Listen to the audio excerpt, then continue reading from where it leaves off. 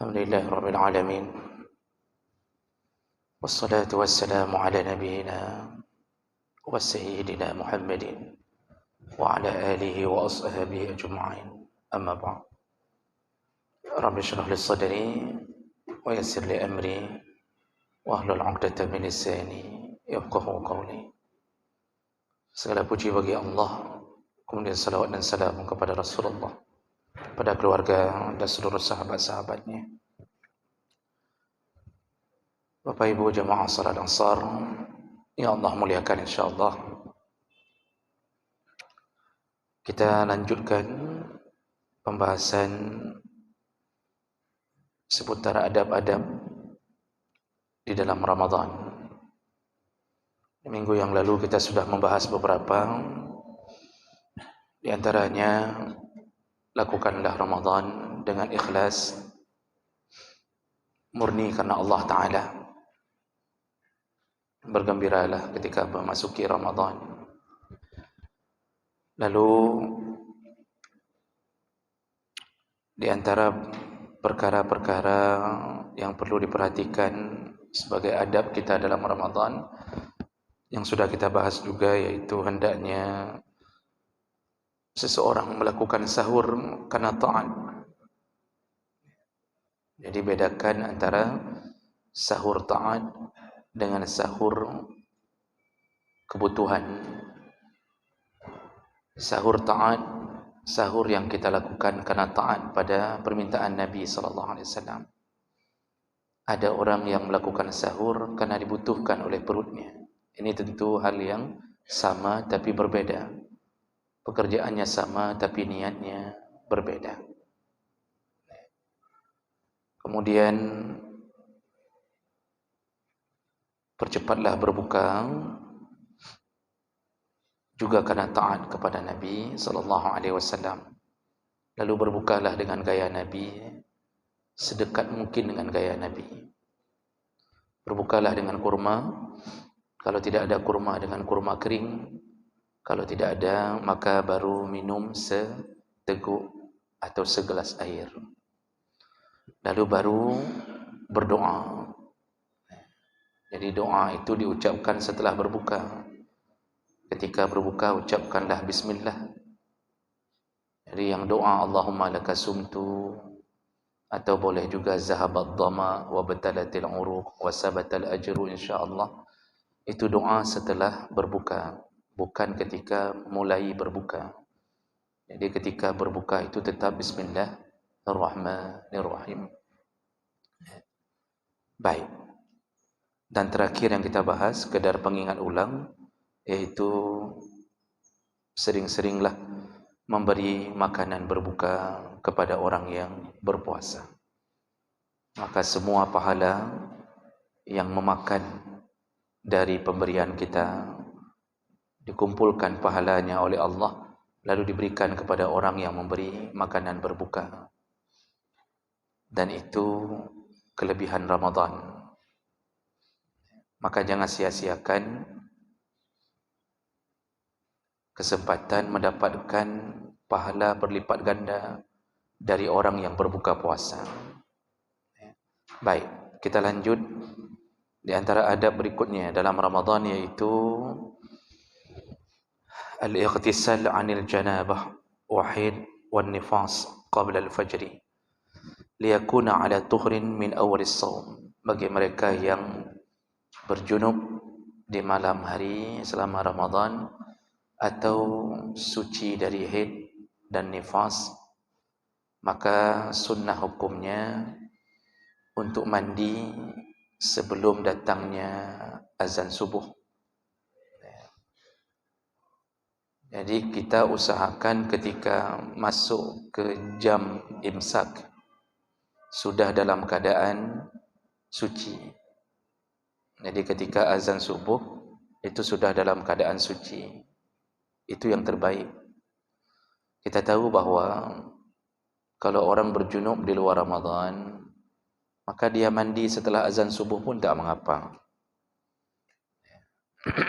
Jadi mandinya itu untuk mengesahkan salat subuhnya.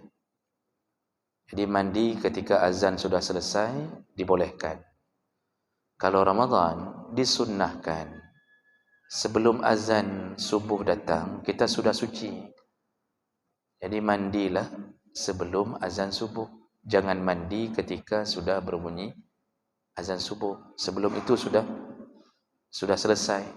Jadi begitu imsak datang, hari kita menjalani puasa, catatannya seluruhnya dalam keadaan suci. Begitu yang disepakati oleh para ulama, dan itu berdasarkan amalan Nabi sallallahu alaihi wasallam.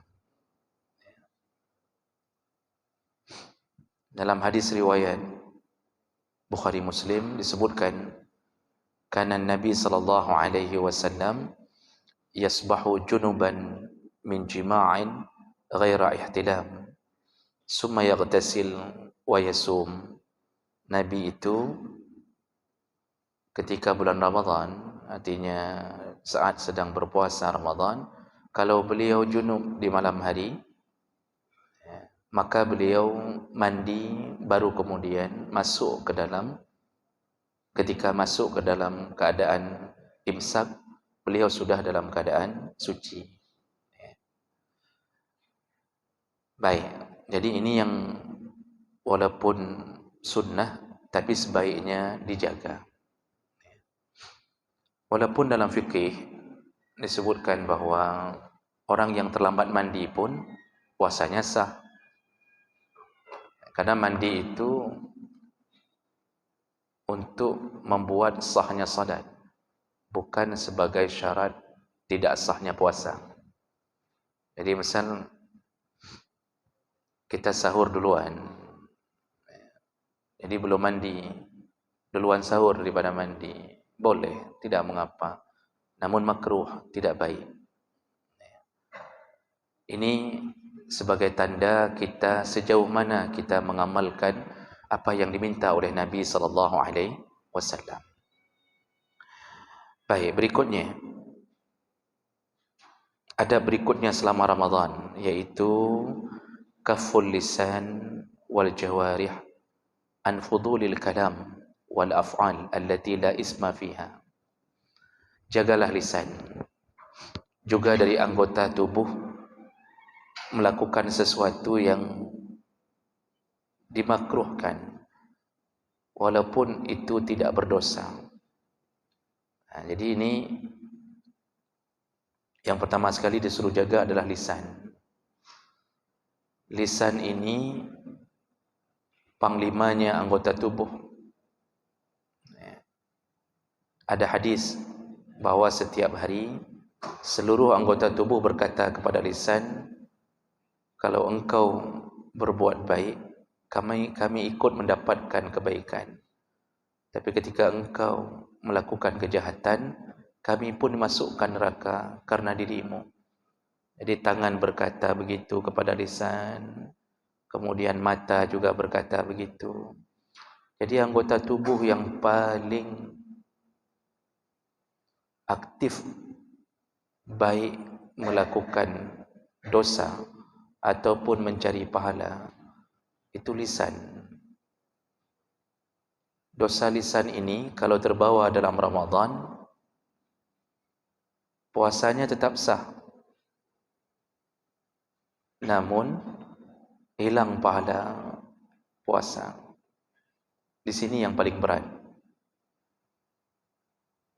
Rasulullah sallallahu alaihi wasallam menyebutkan dalam hadis riwayat Bukhari, Abu Dawud, Tirmizi, Nasa'i dari Abu Hurairah, man lam yada' qaul az-zur wal 'amal bihi falaysa lillahi hajatun fi ay yada' ta'amahu wa syarabah.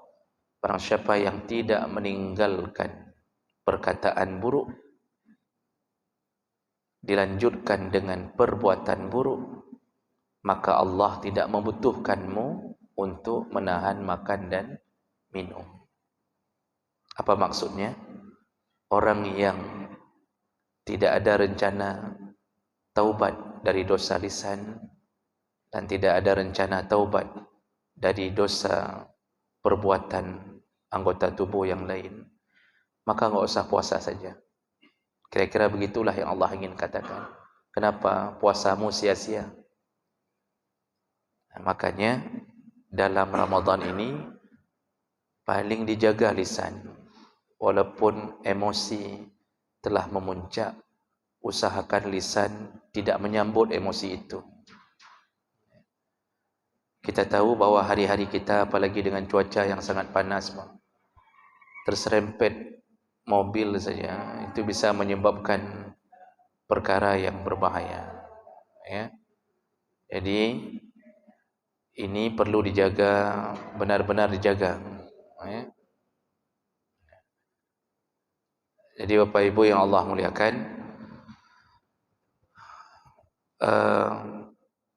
dalam hadis yang lain Rasulullah mengatakan, "Idza kana yaumu shaumi ahadikum," kalau engkau sedang menjalani puasa di hari-harimu, "fala yarfus wala yaskhab," janganlah lisanmu membicarakan rafas. Rafas itu bahasa-bahasa porno. Ya, selama Ramadan jangan bicara yang menyindir-nyindir ke arah seksualitas, walaupun dengan istri sendiri. Jadi jangan bersenda gurau ke arah syahwat. Nabi SAW kata Aisyah, juga beliau bercanda dengan Aisyah dalam Ramadan, tapi Nabi mampu menahan diri. Kita kalau tidak mampu, jangan lakukan di siang hari Ramadan.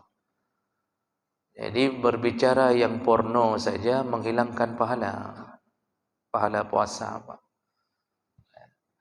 Kita ini tidak mau sedikit pun hilang milik kita. Gaji saja ditunda, enggak dihilangkan, gaji ditunda. Enggak keluar 1 hari, seharusnya keluar tanggal 1. Tapi keluarnya tanggal 3. Itu dalam tanggal 1 sampai ke tanggal 3. Seakan-akan kita ini kiamat terjadi. Update status sebentar-sebentar, update status. Ya. Itu enggak dihilangkan. Bagaimana kalau gaji kita dihilangkan? Setelah kita menahan puasa, kita berpuasa 13 jam, dihilangkan pahala hanya gara-gara urusan lisan kita. Salah satu penghilangnya adalah sering bicara bahasa yang tidak baik dalam urusan syahwat. Nah, ini yang perlu dijaga pertama. Kemudian yang kedua, wala yashab, janganlah engkau mencaci maki. Jangan mengeluarkan kata-kata kotor. Jangan suruh kejar anjing orang. Kadang-kadang kita ini karena tidak tahan sama sekali emosi, memang sudah terbiasa lisan. Itu kadang-kadang semua bahasa-bahasa indah dalam bahasa Aceh keluar di tengah siang Ramadan itu.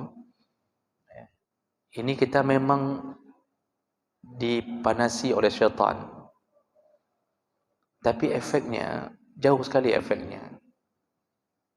Yang lucunya kita melanjutkan puasa dengan sadar bahwa kita enggak ada pahala lagi. Nah, itu kerugian yang nyata.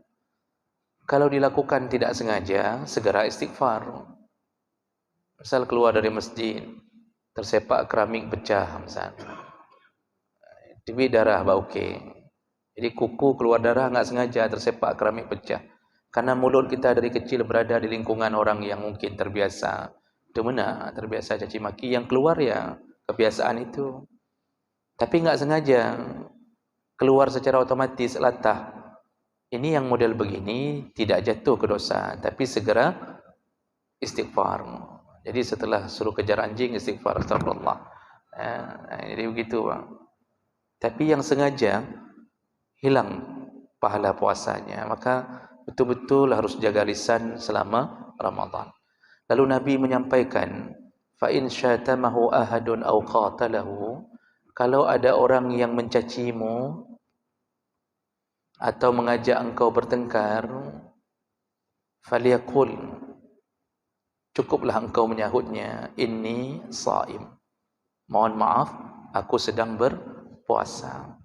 Jadi itu kata Nabi selama Ramadan, kalau ada yang mengajak bertengkar, jangan layani, cukup katakan inni shaim. Tapi Bapak, Ibu, itu katakannya dengan bahasa yang dimengerti oleh orang itu. Jadi jangan sampai kita di jalan ada orang yang mengajak bertengkar gara-gara urusan kecil, kita mengucapkan inni shaim pakai bahasa Arab. Itu dia mengatakan pu ini shaim. Udah pu handung ini shaim. Dia ikut pengajian enggak pernah, bahasa Arab enggak pernah belajar. Jadi maksud ini shaim itu dalam bahasa Arab, sesama orang Arab. Kalau kita enggak perlu ucapkan ini shaim. Kalau bertemu orang Aceh ya ucapkan belakang maaf, lu tengah belum puasa. Kalau ketemu orang Indonesia, mohon maaf, saya sedang puasa. Kalau ketemu sama orang Gayo, ya tanya sama orang Gayo lah, saya enggak tahu. Jadi Bapak Ibu yang Allah muliakan, cuma itu jawaban yang diajarkan Nabi. Berulang-ulang dia caci kita. Kalau mau selamat sampai ke surga melalui Ramadan ini, tetap disuruh jawab berulang-ulang, mohon maaf, saya sedang puasa. 10 kali dia katakan caci maki, 10 kali kita ulang, mohon maaf saya sedang puasa. Begitu teruji kesabaran kita. Jadi jangan sampai kali ke-10 kita mulai enggak tahan lagi. Lalu kita katakan, hai, ike kakulake maaf puasa hari bunuh apa? Punya memang perlihat kapre di malam mendang. Ada yang model begitu, Pak. 9 kali dia sabar. Kali ke-10 dia mengatakan, baik, saya dari tadi sudah minta maaf.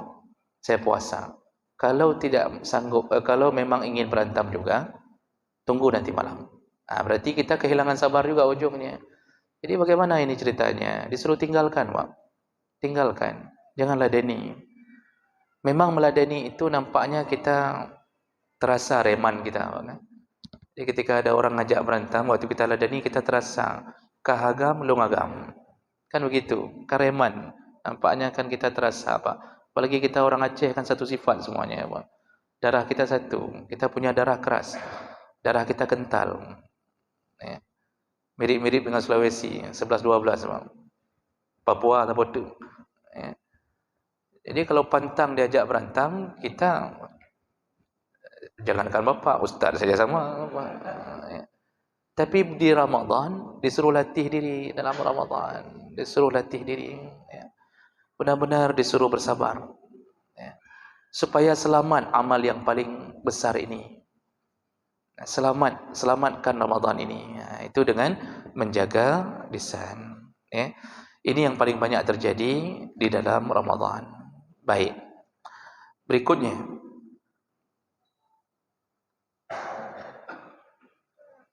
sedikit lagi, pekerjaan lisan ini banyak Pak yang menyebabkan dosa. Tidak mesti hanya caci maki, termasuklah ghibah, mengupat. Jangan mengupat dalam Ramadan, kecuali orang yang layak diupat. Di dalam Riyadhus Shalihin, Imam Nawawi mengatur ada 6 tempat boleh mengupat. Ya. Di antaranya ketika mengadukan masalah, curhat. Misal seorang istri curhat ke seorang tengku untuk bertanya tentang akhlak suaminya. Jadi dia ini curhatnya otomatis mengupat suami. Itu dibolehkan karena tujuannya adalah mencari jalan keluar hukum. Juga boleh mengupat orang-orang yang memamerkan maksiat untuk memberitahu orang banyak bahwa ini bahaya orang ini. Misal kita mengupat seorang ahli maksiat agar orang-orang tidak ikut akhlak dia. Jadi cara kita bilang, nyan baik kau ikut yang si fulan nyan. Jangan ikut tu. Itu dia kerjanya hari-hari berzina. Dia itu kerjanya mencuri. Kita mulai ngumpat orang, tapi tidak berdosa mengumpat begitu. Karena kita ingin memperingatkan orang banyak tentang bahayanya si fulan ini. Termasuklah boleh mengupat ketika memberitahu identitas seseorang kepada orang yang akan melamarnya. Misal seorang lintu mencari darah baru, lalu kita ditanya oleh utusan dari darah baru, ditanya bagaimana sifat orang yang melamar gadis itu. Jadi kita harus kasih tahu yang sebenarnya, biar nggak rugi anak gadis orang, Pak. Itu kapanpun nggak disebut mengupat. Ya, nah itu contoh-contoh barang. Jadi mengupat orang yang ahli maksiat boleh, dengan tujuan jangan sampai orang terjerumus ke maksiatnya, boleh. Seperti Allah mengupat Fir'aun dalam Al-Quran, Allah mengupat Qarun, Allah mengupat Namrud. Itu kan Allah bongkar aib mereka, supaya orang jangan terjerumus dengan keadaan itu. Maka memberitahu panitia masjid bahwa imam itu pernah saya dapatkan berzina. Misal ini contoh, kita nggak kenal imam, cuma rupanya ada yang pernah lihat imam itu di Medan berzina. Lalu kita kasih tahu, nyan imumnya natoi berzina. Misal kita bilang, bolehkah? Boleh, agar panitia masjid tahu ini tidak layak menjadi imam. Jadi jangankan imam, muazin saja itu nggak boleh orang fasik, Pak. Jangankan menjadi imam, muazin saja nggak boleh orang fasik. Coba baca kitab, makruh muazin ahli maksiat. Masa panggil nama Allah, dia sendiri ahli maksiat. Apalagi sampai jadi supir dalam masjid. Kita suruh jadi imam hanya gara-gara bacaannya bagus. Kita nggak lihat akhlaknya di belakang, kesombongannya, keangkuhannya. Ini tidak layak jadi imam. Kenapa kita jadikan panutan? Nah, ini aneh. Jadi boleh mengupat di perkara tertentu saja. Lalu kemudian termasuk namimah, itu menghilangkan pahala puasa, mengadu domba. Hari ini mengadu domba begitu mudah. Kita enggak lakukan lagi dengan lisan. Kita lakukan melalui media sosial. Potong video orang, lalu caci maki supaya beradu antara orang sana dengan orang sini. Nah, ini termasuk namimah model akhir zaman. Mengadu domba, ya, supaya orang saling membenci. Kita yang setting itu semua. Makanya semua provokator, buzzer, itu semuanya insyaAllah ahli neraka. Ya. Provokator, buzzer, pokoknya yang mengacau-ngacaukan keadaan, ya, mengeluarkan statement-statement sehingga orang berantam sana sini, itu insyaAllah ahli neraka. Kenapa saya berani mengatakan itu? Karena Rasulullah mengatakan, la yadkhulul jannah an-nammam. Tidak akan pernah masuk surga an-nammam, orang yang suka mengadu domba. Tidak akan masuk surga. Itu bahayanya pengadu domba. Baik. Kemudian al-kizab. Selama Ramadan jangan berbohong. Maksudnya selama Ramadan jangan bohong, bukan bermakna habis Ramadan boleh bohong. Maksudnya selama Ramadan jangan bohong. Habis Ramadan kalau orangnya la'allakum tattaqun, pasti dia sambung itu amalan tidak berbohong. Berbohong ini tidak dibenarkan kapanpun kecuali pada 3 perkara.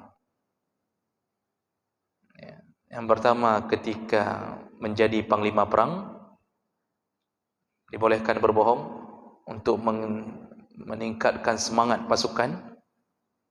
Yang kemudian boleh berbohong yang kedua, ketika memuji pasangan hidup.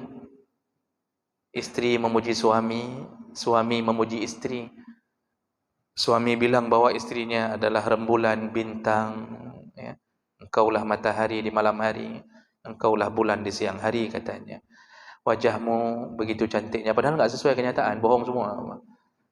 Berdosakah? Tidak.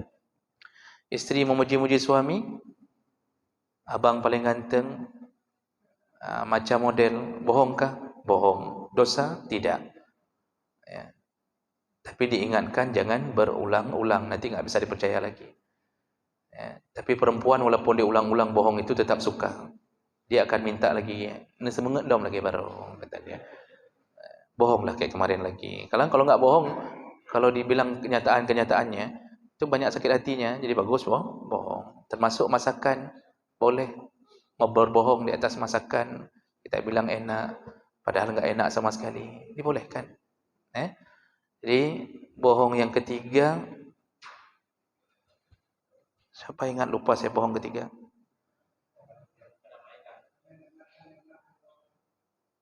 Ya, orang yang menyelamatkan nyawa, betul. Ya. Jadi dia boleh berbohong, misal dia mengaku Kristen supaya tidak dibunuh. Ya, tapi dalam hatinya mutmainnun bil iman. Ya, dalam hatinya tetap Islam. Jadi supaya tidak dibunuh, disuruh ngaku bahwa Tuhan kita Yesus. Bilang saja di mulut Yesus tidak mengapa. Tapi hati tetap la ilaha illallah. Kalau sudah selamat, nanti baru mengikrarkan kembali. Itu dibolehkan.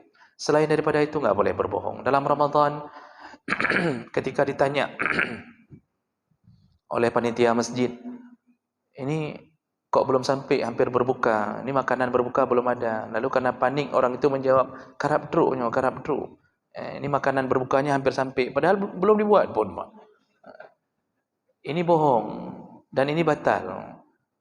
Batal, pahala batal, bukan puasa batal, pahala batal. Enggak boleh. Pedagang kalau baju KW2, bilang KW2. Jangan transaksi dalam Ramadan, ni KW1 ibu. Padahal KW2. Apalagi KW9, jangan coba-coba berbohong. Kalau ada aib pada barang, jangan bohong. Habis pahala, hilang pahala. Allah tidak berikan pahala. Itu yang perlu dijaga seputar masalah dosa lisan. Yang terakhir, sebelum kita bertanya jawab untuk hari ini, termasuk adab yang harus dijaga selama Ramadan, yaitu at-tawassu' 'ala al-'ayal awil usrah wal ihsan ila al-arham. Berbaik-baiklah dengan keluarga, dengan orang-orang yang punya hubungan rahim. Artinya perbanyak sambung silaturahim dalam Ramadan melalui bantuan, sedekah atau apapun. Ini diutamakan untuk keluarga. Jadi kalau bapak punya paket, utamakan dulu keluarga yang miskin. Rasulullah berkata, memberi sedekah kepada ahli keluarga mendapatkan 2 pahala. Pahala sedekah dan pahala menyambung silaturahim.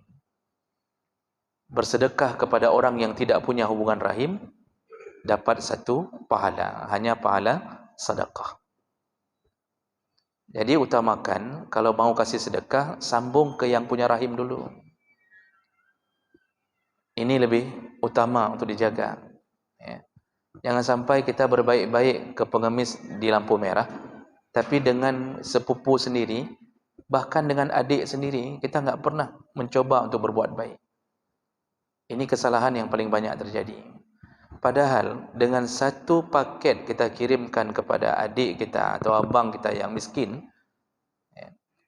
yang selama ini mereka punya suuzan kepada kita, mereka mungkin berfikir mentang-mentang udah kaya, tinggal di Lok Semawe, ke kita enggak teringat lagi. Hanya dengan mengirimkan sekali, itu buyar semua, Pak. Terhapus suuzan itu. Kita ini akui tidak akui, yang rahim tidak bisa putus. Kalaupun kita sedang marah lalu mengatakan kita bukan lagi saudara, misal kita katakan, tapi dalam catatan Allah tetap saudara, karena darah itu enggak bisa diputuskan. Berhutang, memberi hutang kepada adik, kepada abang, dengan memberi hutang kepada selain yang punya hubungan rahim, itu lebih besar pahala memberi hutang kepada yang saudara. Cuma penyakitnya kalau kita kasih hutang ke saudara, kita lebih sering tersakiti. Orang lain mudah bayar hutang, saudara enggak bayar-bayar hutang. Tapi untuk kita tahu, lebih mudah masuk surga melalui tangan saudara ini. Dia memang enggak bayar hutang, lalu kita bersabar-sabar.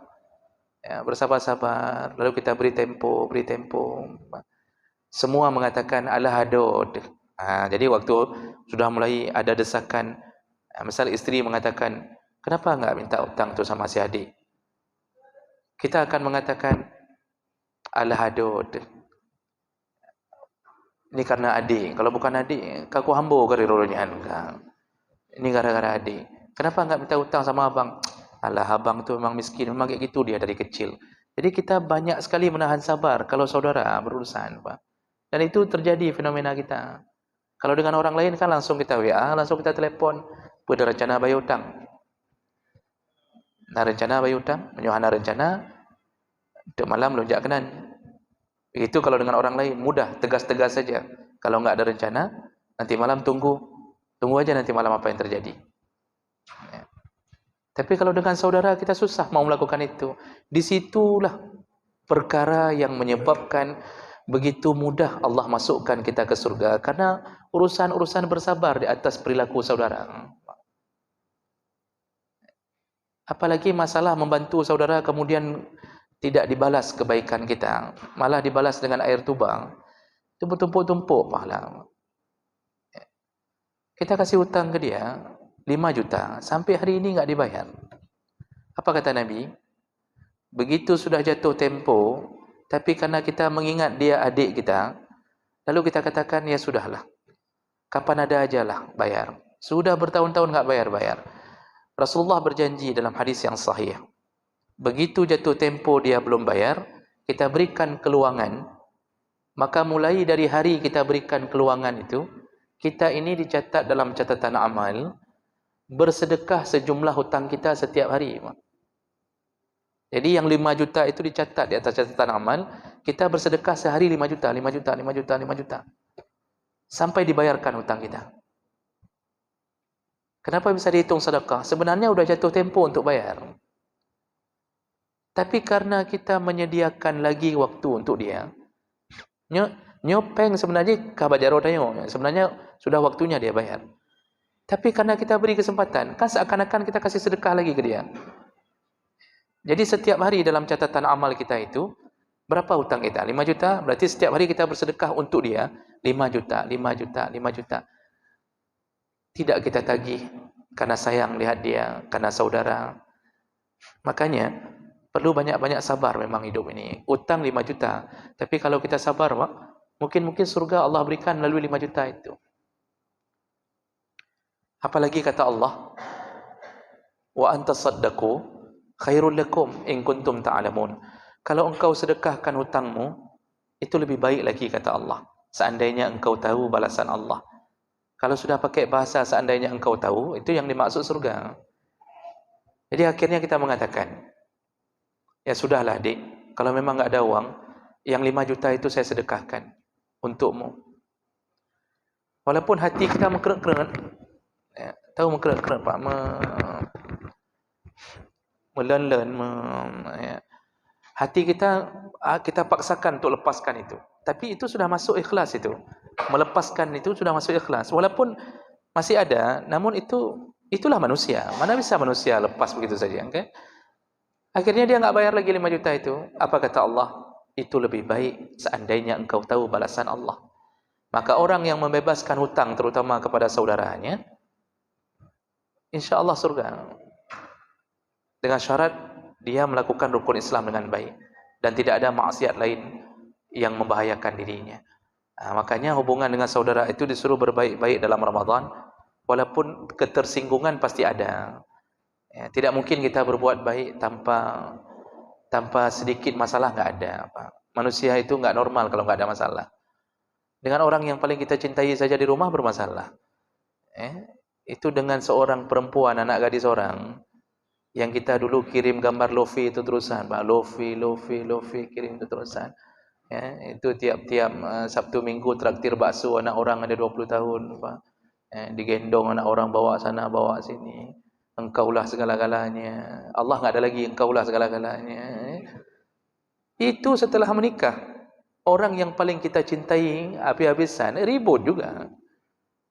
Tidur berdua, bersentuhan, ya. Masya Allah, yang satu tidur di atas pahanya, yang sebegini macam model. Ribut juga. Itu dengan orang yang kita cintai. Apalagi dengan orang yang biasa saja, maka ribut itu biasa dengan saudara. Yang jangan ribut yang menyebabkan terjerumus ke neraka. Maka Ramadan itu saatnya berbuat baik. Jadi kirimkanlah minyak goreng, gula kepada saudara. terutama yang miskin-miskin, kirimkanlah. Pasti mereka terharu. Ini misal kita punya saudara di kampung pelosok, kita kirimkan, pasti mereka memikirkan, mereka pasti mengatakan, tapi ke hana teringat li kedanyo. Kita pikir mereka sudah enggak teringat lagi ke kita, rupanya teringat. Itu syaitan bubar. Syaitan yang selama ini berusaha memutuskan silaturahim terpaksa bubar. Di hari kita kirimkan minyak goreng, yang di kampung sana dipikir kita udah sombong kali loh semamanya, padahal kita enggak ada waktu untuk kirim. Ramadan teringat untuk kirim. Kirim semua tuh ke adik bapa, ke anak-anak, keponakan, kirim plastik-plastik isi paket Ramadan. Di hari itu semua mereka mengatakan, ya Allah, lu enggak salah fikir, saya salah fikir, saya pikir selama ini dia jahat, ternyata baik. Syaitan terpaksa membubarkan partainya hari itu. Sudah capek mereka buat supaya silaturahim ini enggak terputus, hanya dengan sebungkus plastik terhubung kembali. Maka besar sekali pahala berbuat baik dengan saudara, walaupun kita berada di posisi tersakiti. Baik.